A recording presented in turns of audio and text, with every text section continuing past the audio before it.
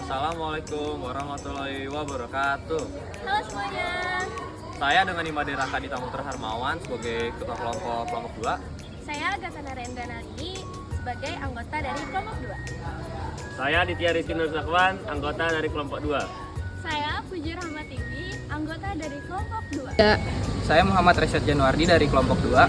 Saya Yuning Ardana Reswari dari kelompok 2. Tom, kita kan lagi belajar greenhouse. Kira-kira apa sih tujuan kita belajar greenhouse ini?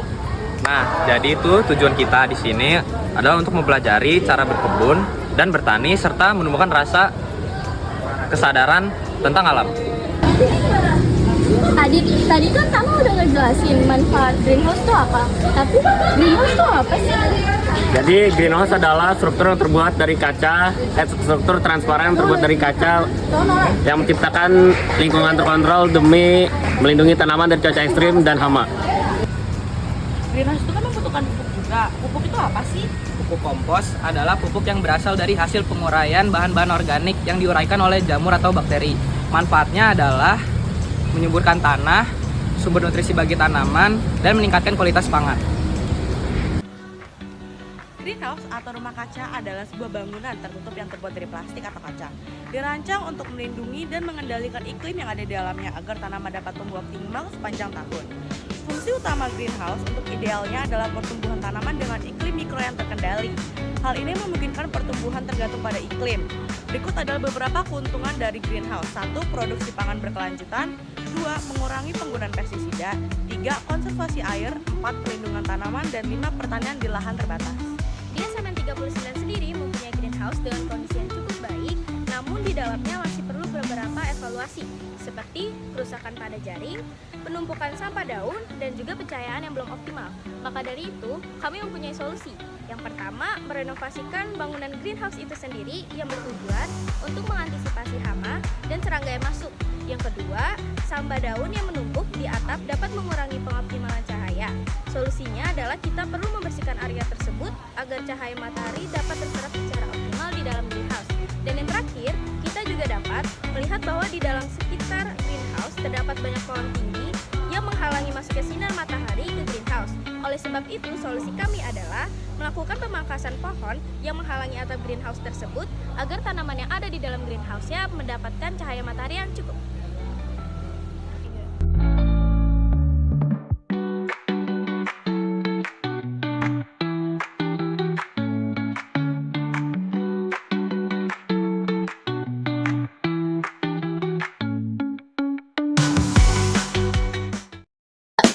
Assalamualaikum warahmatullahi wabarakatuh. Kami dari kelas 10-3 kelompok 2 akan memberitahu kalian cara menanam benih pakcoy. Pertama-tama kita berikan media tanam pot hingga penuh.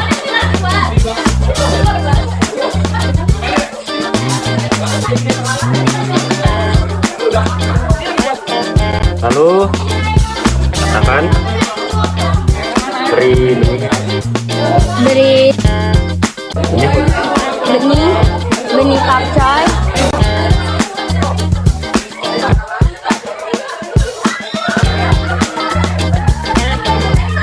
lalu tutup dengan sedikit tanah.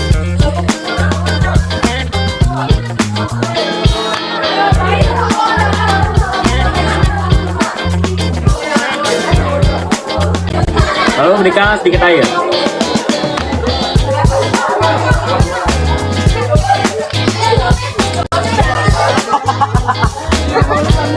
Lalu kita akan menunggu selama 7 hari untuk berkecambah. Halo semuanya, jadi di sini kita bakal kasih tahu gimana langkah atau bahkan cara untuk membuat yang namanya pupuk kompos alami atau organik. Jadi bahan utama yang paling kita butuhin yaitu daun bekas Dan sampah organik. bukan sampah organik lainnya seperti kayak kulit pisang, kulit semangka dan sebagainya.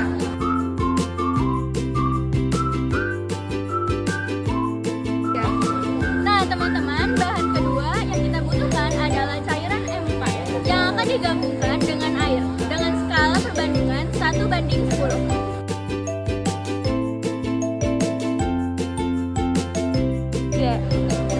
Nah, jadi inilah pupuk kompos yang sudah terlihat yang akan siap didiamkan selama beberapa bulan.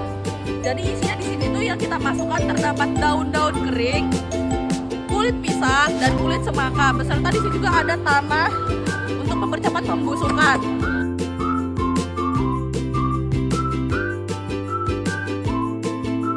Nah, teman-teman, itulah beberapa cara atau tahap untuk membuat pupuk kompos. Kami dari kelompok 2, saya Putri Dan saya Ayu. kami pamit undur diri. Terima kasih. Dadah. Di sini kita mempunyai poktoy atau beras karapa SP Kinesis. Cirinya ialah sayuran hijau dengan daun lebar berwarna hijau dengan daun lebar berwarna hijau buah dan batang putih tebal. Tidak membutuhkan crop seperti sawit putih dan tumbuh cepat dan cocok dibudidayakan di berbagai iklim. Dan untuk manfaatnya ialah untuk menjaga kesehatan tulang, meningkatkan imun serta melancarkan pencernaan karena kaya vitamin, mineral dan serat. Di sini kita mempunyai Atrium cristallin atau nama latinnya Atrium crystallium.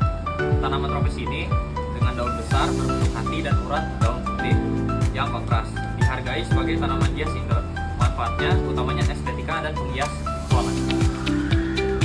Lalu kita mempunyai pandanus atau nama latinnya Pandanus amarylifolius. Sering digunakan dalam makanan Asia Tenggara sebagai pemolongnya alami. Daunnya panjang, hijau dan harum. Selain kuliner, juga digunakan dalam pengobatan tradisional. Jadi di sini ada tanaman keliling atau dikenal sebagai Strophylaxis. Dia dikenal sebagai tanaman herbal yang melancarkan buang air kecil, atas tubuh hijau dan sebagai antioksidan. Ciri khasnya adalah daun berwarna hijau tua, seperti gelombang dan batang bersih. Lalu di sini ada tanaman lidah mertua atau Saphira zeilanica. Dia adalah tanaman hias dengan daun tegak keras dengan garis abu-abuan, memiliki manfaat menyerap racun dan memperbaiki kualitas udara. Di sini ada tanaman jenis atau nama ini adalah Aglaonema spp. Dia memiliki ciri khas berdaun hijau dengan pola merah, perak atau pink yang bermanfaat sebagai tanaman pembersih udara. Assalamualaikum warahmatullahi wabarakatuh. Kami dengan kelompok 2 akan menjelaskan tentang infografis kokurikuler hari Rabu. Yang pertama, Ada manfaat kompos, yaitu meningkatkan kesuburan tanah, memperbaiki struktur tanah, mengurangi limbah organik, dan menjaga kelembapan tanah. Lalu yang kedua ada kompos rumah dan kompos perbandingan kompos rumah dan kompos pabrik. Yang pertama, kompos rumah mengalami proses alami dengan bahan lokal, lebih murah dan mudah dibuat, dan membutuhkan waktu lebih lama dan perawatan rutin. Kalau kompos pabrik dia melewati proses terkontrol dengan teknologi canggih, sering menggunakan aerasi dan suhu tinggi untuk sanitasi dan hasil lebih konsisten dan cepat. Lalu ada jenis metode composting yang terkenal, yaitu ada Takakura menggunakan keranjang cocok untuk rumah tangga, vermicompost memakai cacing untuk mempercepat penguraian. Lalu ada aerobik membutuhkan oksigen, biasanya dibolak-balik, dan anaerobik tanpa oksigen dan diwadahi tertutup. nah lalu ada juga ciri kompos yang siap digunakan, yaitu tekstur gembur dan tidak lengket. Lalu bau tanah segar atau tidak busuk, suhu normal, tidak panas lagi, dan warna dan tekstur berubah menjadi gelap, kecoklatan hingga hitam. Memiliki tekstur gembur dan rapuh, menyerupai tanah humus yang subur.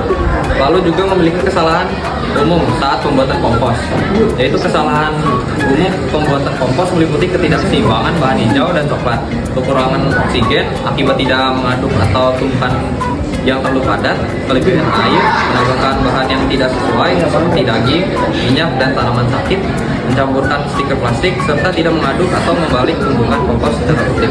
Lalu ada bahan yang bisa dan tidak bisa dikomposkan. Yang pertama bisa dikomposkan, organik hijau atau coklat. Yang pertama ada sayuran dan buah, kedua daun kering dan ranting kecil, tiga ampas kopi dan teh.